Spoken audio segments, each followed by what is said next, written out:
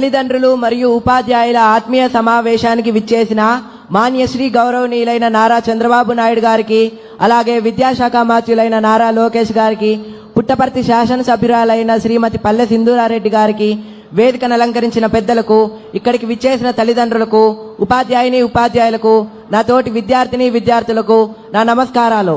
నా పేరు ఆర్ చరణ్ తేజ్. నేను 9వ తరగతి చదువుతున్నాను. పద్మాకరం దినకరో వికసం కరోతి, చంద్రో వికాసైతి కైరవ చక్రవాలం, నా అభ్యర్థితో జలధరోపి జలం దదాతి, సంత స్వయం పురహితే విహితాభియోగా. ఈ పద్యం యొక్క భావం ఏంటంటే, సూర్యుడి కిరణాలు పడగానే పద్మాలు వికసిస్తాయి, అలాగే చంద్రుడి కిరణాలు సోకగానే కలువలు వికసిస్తాయి. మేఘుడు మనం అడగకుండానే వర్షాన్ని ఇస్తాడు. మీలాంటి పెద్దవాళ్ళు ప్రజలు అడగకుండానే సహాయం చేస్తారు సార్. ఇవి గొప్ప వాళ్ళ యొక్క లక్షణాలు. మన రాష్ట్ర ముఖ్యమంత్రి వర్యులు ఎంతో గొప్ప ఆలోచనతో, ఏ పిల్లవాడు విద్యకు దూరం కాకూడదన్న గొప్ప సంకల్పంతో తల్లికి వందనం అనే పథకాన్ని అమలు చేశారు.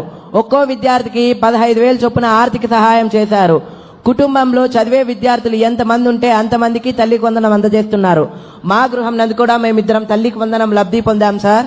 నారా చంద్రబాబు నాయుడు గారు ప్రభుత్వ పాఠశాల మరియు ప్రైవేట్ పాఠశాల అతని 2 కళ్ళుగా భావించి రెండిటికి సమన్యాయం చేయాలన్నటువంటి ఉద్దేశంతో ప్రైవేట్ పాఠశాలలో చదువుతున్న విద్యార్థులకు కూడా తల్లికి వందనం అందజేస్తున్నారు. 1వ తరగతి నుంచి 12వ తరగతి వరకు చదువుతున్న ప్రతి విద్యార్థికి తల్లికి వందనం అందజేస్తున్నారు.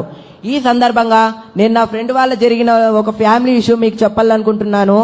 నా ఫ్రెండ్ వాళ్ళ ఫ్యామిలీ చాలా పూర్ ఫ్యామిలీ. వాళ్ళ ఫ్యామిలీలో టోటల్ 5 మెంబర్స్ ఉంటారు.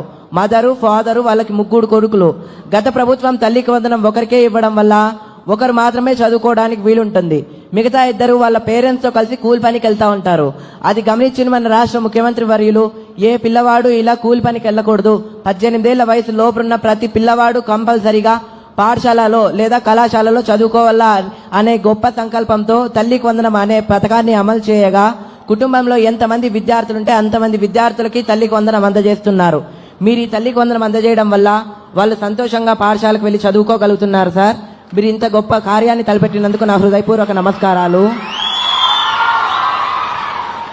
నేను మీకు మాట ఇస్తున్నాను సార్, మీరు ఈ తల్లికి వందనం క్రింద ఇచ్చిన అమౌంట్ ఏదైతే ఉందో ఇది నేను వృధాగా వాడను. నా పై చదువు కోసం ఉపయోగించి మీ ప్రభుత్వంలోనే నా చదువు అంతా ఫినిష్ చేసి ప్రభుత్వానికి, దేశానికి ఉపయోగపడేలా తయారైతానని మాట ఇస్తున్నాను sir. Thanks for giving this golden opportunity. ఎంతో చక్కగా మాట్లాడిన చరణ్కి మా కృతజ్ఞతలు.